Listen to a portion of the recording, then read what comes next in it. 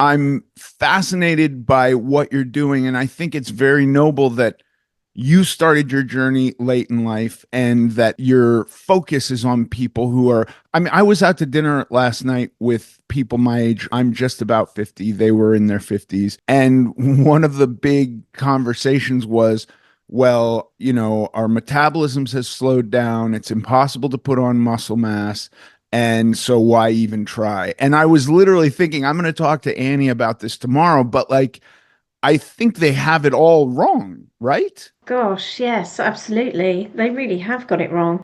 You can build muscle at any age. I mean, I've got a client who's 70 and he's amazing. He's been coming to me for nearly 2 years now.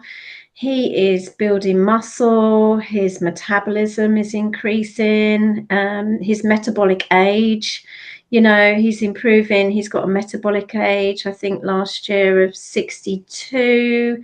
So, yeah, that just proves, doesn't it, that you can build muscle and increase your metabolism and do all these wonderful things for your body at any age, really. What does metabolic age means? Like a representation of your age based on your metabolism? Yes, I guess it's the ability to burn calories. It assesses. So I've got a metabolic age of 35. So Wow. I burn calories as the same as a 35-year-old person. So it kind of compares your metabolism with people of your same age. And yeah, so mine is 35.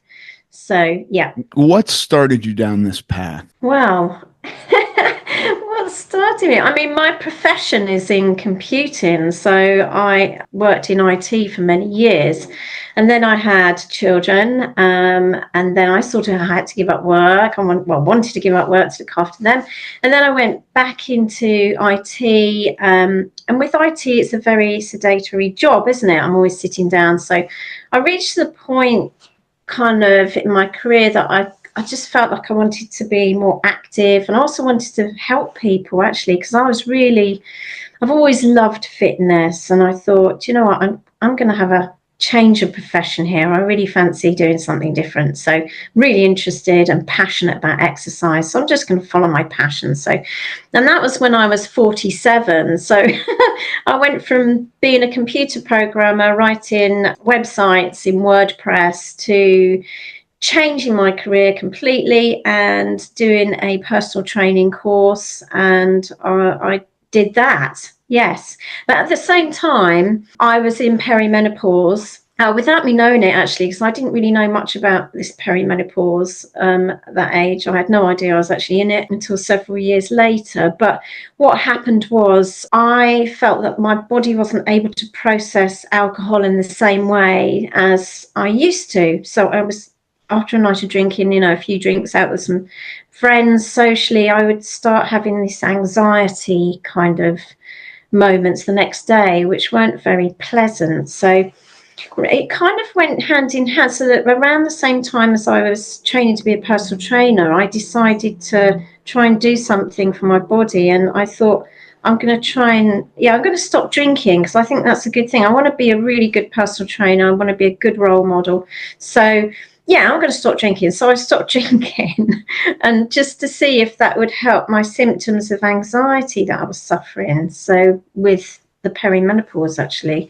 So that had a lot to do with it. So yeah, so I stopped drinking around the same time as I became a personal trainer. So that was really the start of it all, start of my personal journey as well as my new professional journey. So yeah. Yeah, I've heard that resistance training can be incredibly beneficial to perimenopause and menopause. I have four daughters and a wife, and I run into a lot of resistance, in a more of a figurative sense from them in trying to talk about lifting weights because I think the idea that they're going to get boxy or muscular, or look anything like me is a turnoff to them. And I understand that, but there's got to be a lot of effort put into building muscle, and putting on a lot of muscle takes a long, long time. And so, like, just lifting, moving weights around is not going to do it. But do you find with women that you have some back off from some of them about lifting weights or doing resistance training? Yeah, I think a lot of women are scared of lifting weights because they're scared of getting bulky. I think that does prevent a lot of women from doing it. But I've been lifting weights now for 4 years, and I'm 5'3", and I weigh just under 50 kilograms, and I've got a muscle mass of 40 kilograms. So um, what you're going to do, women, we haven't got the same makeup as men, hormonal makeup. So we haven't got that high testosterone. So, it's very hard for us to bulk out. But what we are going to do with lifting weights, with progressive overload, which is how you grow muscle, is you're going to grow lean muscle. So you're going to get a leaner look. So your weight might not change, but what will happen, because muscle weighs heavier than fat, so it's more denser. So if you look at like a pound of fat on a plate, for example, and you've got a pound of muscle, so the muscle is going to look so much smaller than the pound of fat, right? So if you think about that in human terms, where you're building muscle, so your weight might not change, right? But you're going to look leaner, because muscle is leaner than fat, although it might weigh the same amount. So, it's going to be leaner. So you're going to build muscle, and you're going to become more toned and leaner looking. And that's what you're going to look. So, when people say to me, I want that toned look that you're looking for is building muscle. It Yeah, is. I mean, that's such an interesting thing too, because we can all get so obsessed with the scale. And Yeah. if you're, I have a buddy who, he was quite heavy, and he did a gastric sleeve and lost, I want to say 200 pounds, quite a bit of weight. And he Mhm. he was telling me a week ago that he's 4 pounds away from this weight that he wants to be before he starts doing real training to put on muscle.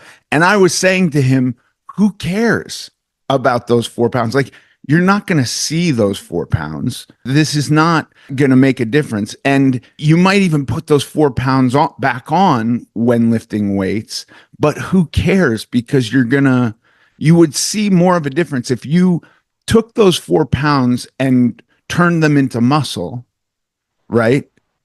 And weighed exactly the same, you would notice that more than if you just lost the 4 pounds in fat or water or whatever we're trying to do at that tiny little edge after having lost 200 pounds.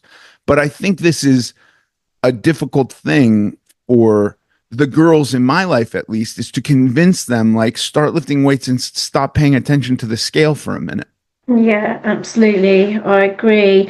I mean, it's just ingrained in us, I think, particularly for women, I think, is that, you have to be thin to be healthy. People get obsessed by it. They're obsessed by the scales and stuff like that.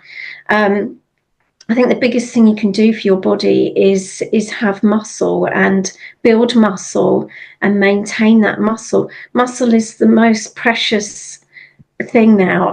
I so believe that muscle is the key to good health, because, I mean, I can just give myself an example. Like 4 years ago, my muscle mass was very low.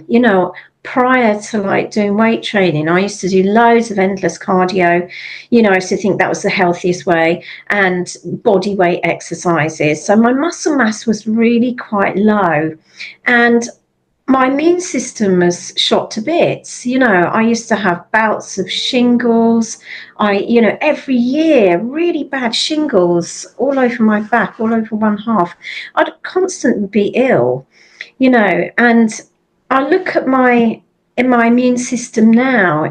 really strong. I got a cold the other day. I've got to touch wood when I say this, because you kind of, I'm going to jinx myself here, but I have had one cold in a whole year, and that lasted 2 days, and I shrugged it off like that. So that I haven't, my immune system is so strong. I think people are so transfixed on being thin, and thin is healthy and you've got to keep your weight down and all of this. But the ironic thing is that when you build muscle, it burns through fat anyway.